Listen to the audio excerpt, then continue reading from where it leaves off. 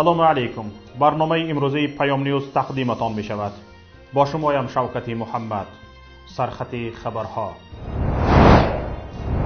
میگویند کیدت رزبار ندارد. یک شهروند تاجیکستان با اتهام کیدت شریکان تجارتیش در روسیه جزا دید. قرض خارجی تاجیکستان نزدیک به 40% حجم مجموعی محصولات داخلی کشور رسیده است. مقامات مهاجران کاری در روسیه را با فشار بالای والدانشان مجبور می‌کنند به تاجیکستان برگشته خدمت حربی روند. یک شهروند تاجیکستان طبق بند 3 ماده 291 کودکس جنایی فدراسیون روسیه با دادن پاره به کارمند خدمات فدرالی امنیت دستگیر شده است. این نفر کوشش کرده است که با دادن پاره به کارمند FSB دو شریک تجارتی خود را از روسیه استرداد کند. طوری که پایگاه اطلاعاتی تویرگراد خبر می‌دهد، این زاده تاجیکستان با دو نفر همدیارانش که تجارت مشترک داشتند مناسبت خوب نداشته قرار می‌کند که از آنها خلاص شود. بنا به معلومات رسانه‌ای شده، شریکان تجاری عیبدار شونده شهروندی روسیه را نداشتند، اما قانونی در قلمرو روسیه حضور داشتند. شریکشان تصمیم میگیرد که به اخراج آنها از قلمرو روسیه دست یافته یک خودش به تجارت صاحب شود. با واسطه یک میانه با کارمندی FSB شناس شده 150,000 روبل پول وعده میکند. در عوض کارمند FSB میبایست شریکان تجارتی عیبدار شونده را به دست داشتن در فعالیت تروریستی عیبدار نموده از قلمرو روسیه استرداد و برگشت دوبارهشان را منع کناند. ماه ایون سال 2018 او به شخص منصبدار که در دایره آزمایش فوری عمل میکرد پیشکی 30,000 روبل میدهد. پس از این مرد را بازداشت میکنند. عیبدار شونده در سود قسماً به گناهش اقرار شده اظهار داشته است که کارمند FSB پول گرفتن میخواست و او در نوبت خود درباره جوابگری جنایتی برای پاره‌دهی آگاهی نداشت. عزت امان، کارشناس امور مهاجرت در روسیه میگوید متاسفانه این گونه عملهای ننگین خیلی زیاد روی میدهند. عزت امان میگوید خود او شاهد چندی از این گونه برخوردهای مهاجران با هموطنان خود شده است. متاسفانه در مهاجرت شخص با پدیده‌های ناگواری مثل فروختن یکدیگر، جنگ و قتل و کشتار خیلی زیاد روبرو میگردد. این متاسفانه میگویم چون که ببینید وقتی یک شهروند تاجیکستان، یک تاجیک از دست کدام روس یا کدام ملت دیگر کشته می شود، البته علم‌آور است، ولی نه تا با اون حدی که از دست هموطن خود، از دست همشهری خود یا از دست خویش و توار خود به قتل می رسد. وقتی از دست همشهری خود به قتل می رسی، البته این علمش زیادتر است. به هر حال بنابر همین ما حتی چند پیش حادثه را در یاد دارم که 3 نفر شهروندای تاجیکستان تاکسیران ها یک نفر دیگر را یعنی یک نفر دیگر تاکسیرانی را برده در جنگل به قتل رساندن فقط به خاطری که او بدون اجازه آمده در همون موقعگاه یا چی میگن استاینکا بدون اجازت ایستاده است و میخواسته است که همراه اونا پول کار کند. متاسفانه این گونه حادثه ها در این مهاجرت خیلی زیاد سر میزنند. این هم بود وابستگی دارد، ربط میگیرد با اون که ما در تاجیکستان یکدیگر را با نام نمیدونم کلابی، بدخشی، حصاری یکدیگر را جدا میکنیم. همون علت، همون مرض، همون وبا در مهاجرت نیز دارد ادامه مییابد متاسفانه. حالا طبق حلنامه سود این زاده تاجیکستان که از او در خبر نام برده نمی شود 100,000 روبل روسی جریمه شده است و معلوم است که با جریمه آزاد می شود. واقعا این گونه هموطن را به اصطلاح کیدتکنی ها در روسیه خیلی زیاد به نظر می رسند. یک تاجر تاجیک چند پیش به رادیوی پیام گفته بود که در شهر اکتیابرسک باشکردستان تجارت میکرد. شهروندی روسیه را نیز داشت، ولی با سببهای نامعلوم شهروندیش لغو شده خودش به مهلت 35 سال استرداد شده است. با باور او پیش از همه استرداد شدنش به این گونه مهلت زیاد، آن هم باشد 35 سال، بستگی به تجارتی موفقش دارد. قرض خارجی تاجیکستان تا آخر ماه سپتامبر سال جاری نزدیک به 40% حجم مجموعی محصولات داخلی کشور رسیده است. تا امروز تاجیکستان برای عملی سازی لایحه‌های دولتی سرمایه‌گذاری به حدود 1 میلیارد و 525 میلیون دلار از چین قرض گرفته است. طور وکیل مجلس نمایندگان مجلس عالی جمهوری تاجیکستان اکرمشاه فیلاریف ضمن ملاقات با نمایندگان رسمی شهر سیامین چین ابراز داشت حکومت چین طول 24 سال آخر برای تطبیق لایحه‌های رشد اقتصاد تاجیکستان از جمله تجدید راه‌های بین‌المللی نقلیاتی، دسترسی به نیروی برق و غیره مساعدت کرده است. با گفته این وکیل پارلمان، سرمایه‌گذاری حکومت چین به اقتصاد تاجیکستان توسط بانک صادرات و واردات اکسیم بانک این کشور عملی می شود. فیلاریف می گوید از حساب قرض‌های حکومت چین 8 لایحه به مبلغ عمومی 1 میلیارد و 15 میلیون دلار عملی شده است. حالا باشد با قرض‌های حکومت چین 3 لایحه به مبلغ عمومی نزدیک 510 میلیون دلار در حالت تطبیق شدن است. از جمله این لایحه‌هایی که با پول قرضی از چین گرفته شده به اجرا رسیده اند: خط انتقال برق 500 کیلووات جنوب شمال، خط انتقال برق 220 کیلووات لاله‌زار ختلان، ساختمان خط انتقال برق 220 کیلووات خوجند عینی، تجدید زیرستگاه ریگر 500 کیلووات، سازمان دادن شبکه یگانه شمالی تاجیکستان، سیستم اتوماتیک کنانی اداره نقلیات شهر دوشنبه، تجدید راه‌های اتومبیلگرد دوشنبه چناق و تجدید راه اتومبیلگرد دوشنبه دنغره می باشند. این همه لایحه‌های اجرا شده نمای افتخار حکومت تاجیکستان است. در هر یک سخنرانی حکومتداران به این اشاره می شود که این همه کارنمایی حکومت تاجیکستان است و نتیجه سیاست خردمندانه بود که این همه طرح‌های مهم به اجرا رسیده اند. اما دانسته می شود اجرای این طرح‌ها به حکومتداران افتخار صنعی، ولی به دوش هر نفر شهروندان تاجیکستان قرض بار کرده است. تنها الله خودش می داند که عاقبت این قرض‌های هنگفت به چی می انجامد. کارشناسان به این غمخوری‌های هنگفت کشور چین به تاجیکستان شبهه دارند.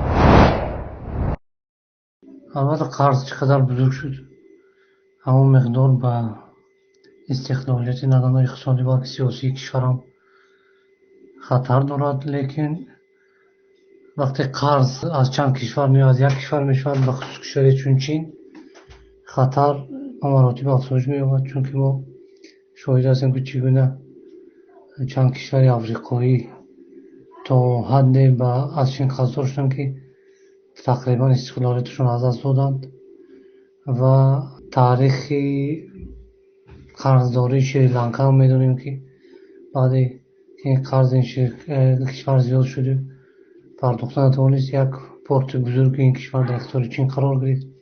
بهتر از اینکه این گونه قرض‌ها گرفته شود و بعد کشور با یک دام قرض، یک دام سیاسی افتاد، بهتر است که اون لایحه‌هایی که با این قرض‌ها اجرا میشوند دست کشید برای یک مدت معین، حداقل تا زمانی که کشور تواند خودش این لایحه‌ها رو راه اندازی کند یا اینکه با شرط‌های دیگری برای این پول پیدا کند.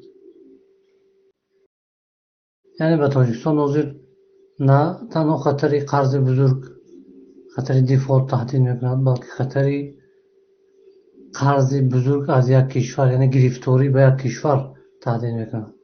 52% قرض از یک کشور یعنی 52% قرض عمومی از یک کشور، این بسیار حجم بزرگ است و شاید کمتر کشوری در دنیا پیدا شود که بیش از نیمی قرض از یک کشور باشد.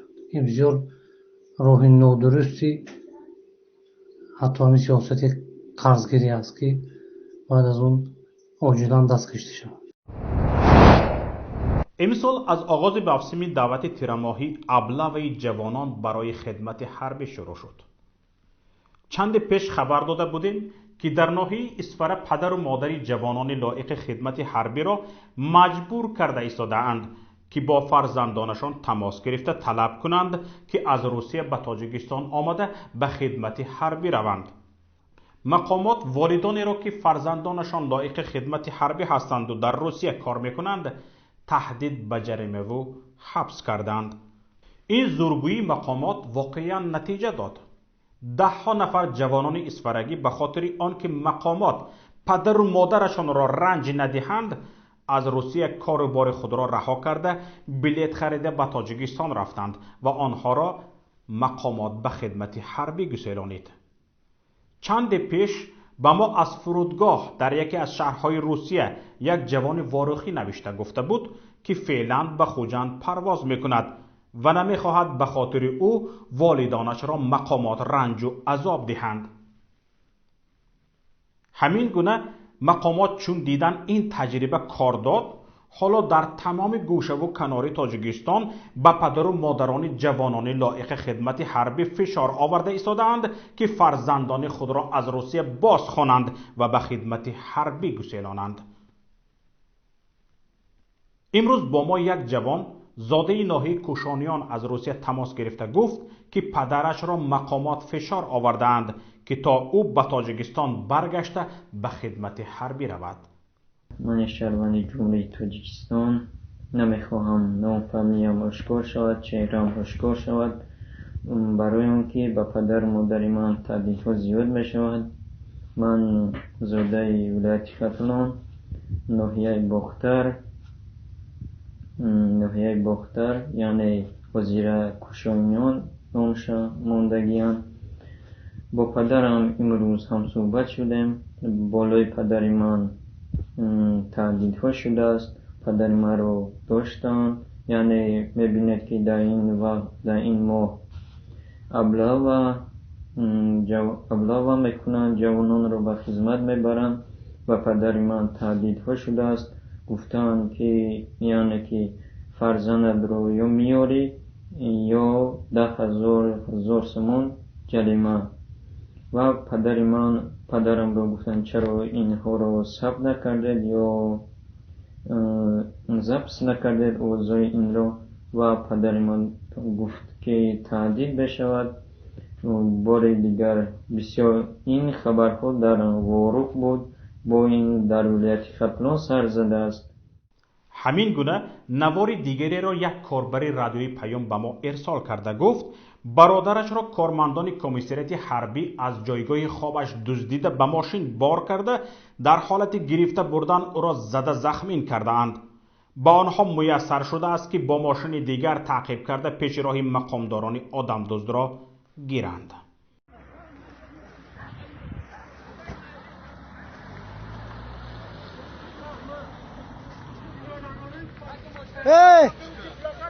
اکا محمشا امینود همین آدم ها سحر رفتن، وقتی نماز ناشیده در خانه ما دور آمدن، نپدنی کردن، اینا گرفتن بزوری حجت داره، اینا لینک داده رو معی مشروک هستن.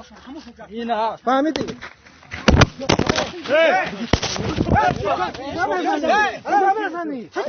جواب میگوی چه میزنی؟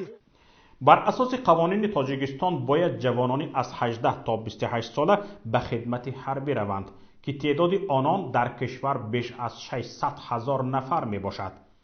اما تعداد زیاد از این اشخاص رفتن به روسیه برای کار را از خدمت در نیروهای مسلح تاجیکستان افضل می دانند.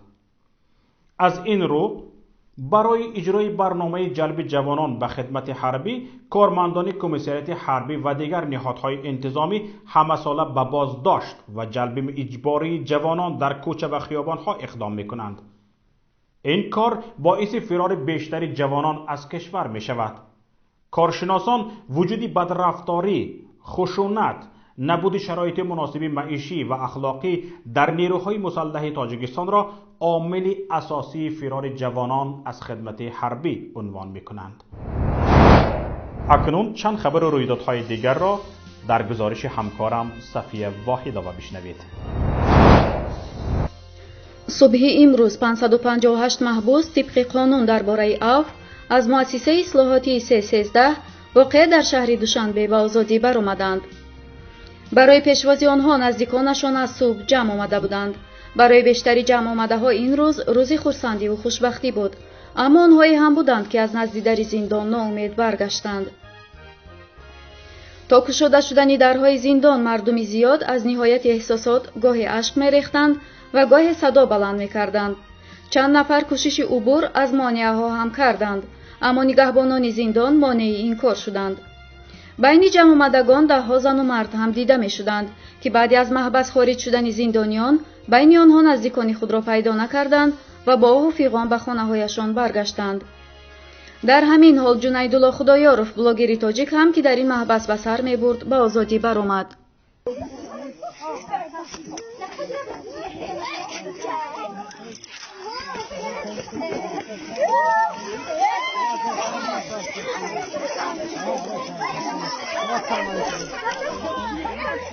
گفتنی است صبح دیروز از مؤسسه اصلاحاتی 313 واقع در ناحیه یاوان یکباره 794 نفر آزاد شدند. در مؤسسه اصلاحاتی 313 حدود 1100 نفر قرار داشتند و حالا همگی حدود 300 نفر که به قانون عفو وارد نشدند باقی ماندند. یعنی حدود 73% محبوسان این زندان آزاد شده، همگی 27% باقی ماندند. با گفته منبع پیام، آزادسازی یکباره این مقداری بزرگی محبوسان در یک روز را کارمندان سابقه‌دار این نهاد هم یاد ندارند. یکی از محبوسان آزاد شده که بعد 2.5 سال زندان چند ساعت پیش به خانه‌اش برگشته است، با پیام گفت: سرعت اجرای قانون در زندان یاوان برای محبوسان غیر منتظر بود. همه فکر می‌کردند که آزادسازی زینه به زینه دوام 2 ماه انجام می‌شود. ولی دیروز به ما خبر دادند که پگاه به آزادی می‌براییم.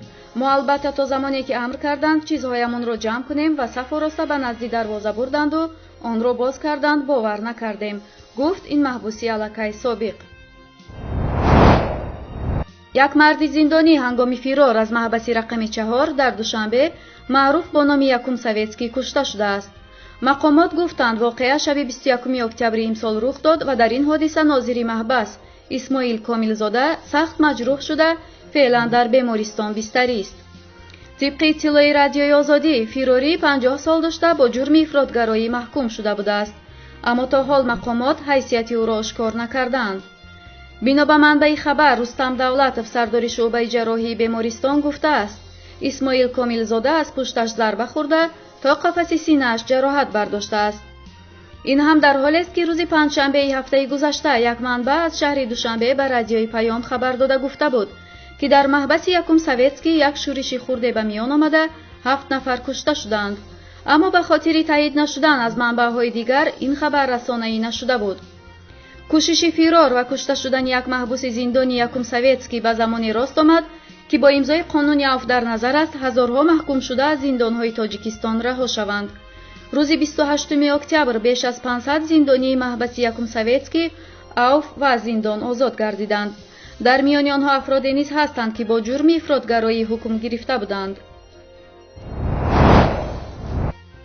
نخستین سیستم دفاع ضد موشکی روسیه S-300 به پایگاه نظامی 201 ارتش روسیه در تاجیکستان آورده شد. بنا به اطلاع مرکز فرماندهی حوزه نظامی مرکزی روسیه که پایگاه نظامی 201 مستقر در تاجیکستان وابسته به این فرماندهی می باشد، اعلام کرده که این نخستین سیستم دفاع ضد موشکی روسیه است که در پایگاه نظامی 201 در قلمرو تاجیکستان و 200 کیلومتر دورتر از مرز با افغانستان مستقر می شود. هدف استقرار این سیستم ضد موشکی در تاجیکستان در پایگاه نظامی 201 ارتش روسیه تقویت دفاع ضد هوایی کشورهای عضو سازمان پیمان امنیت دست جمعی در آسیای مرکزی و کمک به نیروهای مسلح تاجیکستان عنوان شده است.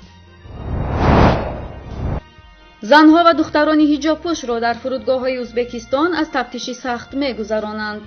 نه کارمندان فرودگاه و نه زنهای حجابدار نتوانستند بر رسانه‌ها شرح دهند که این تفتیش‌ها در کدام اساس صورت می‌گیرند. یک زن حجاب پوش که صبح 24 اکتبر از استانبول به تاشکند برگشت، گفته که در فرودگاه زنهای حجاب پوش را نسبت به زنهای بی حجاب بیشتر تفتیش کردند. این مسافرزن به رسانه‌ها گفته است: من در نوبت می ایستادم، پیش از من یک زن حجاب پوش می ایستاد. از وی خواستند که هنگامی از تفتیش گمرکی گذشتن روی مال سرش را گیرد. نوبت من رسید، از من هم خواهش کردند که روی مالم را گیرم. بعد مرا از چند سمت عکس گرفتند. وقتی من پرسیدم که چرا چنین میکنند، گفتند فرمان چنین است که زنهای حجاب پوش را عکس گیرند. زنهای به حجاب به مشکل از گمرک میگذشتند. در صحبت با رسانه‌ها، کارمندان فرودگاه‌های شهری تاشکند، بخارا، اندیجان، فرغانه و اورگنج ازبکستان جا داشتن سنجش‌های سخت را رد نکردند. ضمناً ماه جاری پرزیدنت ازبکستان شوکت میرزیویف فرمانی مخفی امضا کرده است. در حجت از معرکه ضد ریش و حجاب سخن می‌رود. در اساس این حجت در سراسر ازبکستان برای خطگیری زنهای حجاب پوش ترتیب داده می‌شود. اینجا برنامه امروزی ما به پایان رسید و من با شما خیر خوش میکنم. انتظار پیشنهاد و ملاحظه ها و همکاری های شما هستیم. هر رویداد یا حادثه را شاهد شدید لطفاً به نوار گیرید و ثبت آن را به رقمی 49 15 16 46 15 947 توسط پیام رسان های واتساپ، وایبر، ایمو یا تلگرام فرستید. الها کامیاب باشید. با امید دیدار در روز دیگر. خیر.